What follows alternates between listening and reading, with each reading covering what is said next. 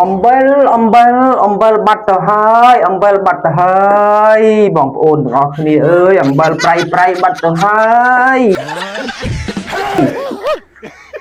នេះខ្ញុំថាមែនសង្គ្រាមលើកទី3មានមែនបងប្អូនលើកនេះយ៉ាងណាយ៉ាងណីទេបងប្អូនអើយ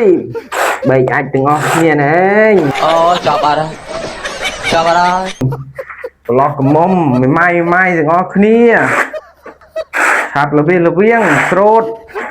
នាំគ្នាចាប់ដៃគូអើយណាប់ចិត្តអើយយ៉ាត់ដាច់លៀតទាំងអស់គ្នាអញអស់និយាយមកធំណាបងប្អូនអើយក្រឹបមីស៊ីលធំណាប្រឡោះកំមុំម៉ៃចាប់យកពន់យកប្តីអើយចំណែកខ្ញុំណែយកពន់មួយទៀតអើយយ៉ាងណាទៅបានស្គាល់រសជាតិពន់ពីរគេវ៉ា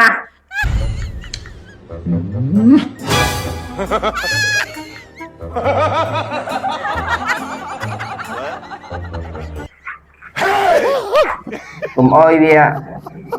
អត់ន័យស្លាប់ទៅអត់ន័យអើយ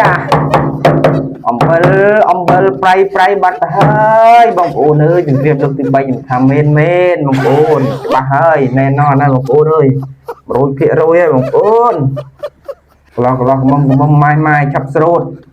នាំគ្នារੂគូរយហើយយ៉ាត់ដាច់លិតទាំងអស់គ្នាទៀតហើយអញអើយតែបានផ្ទះបាញ់អត់ទៅមែន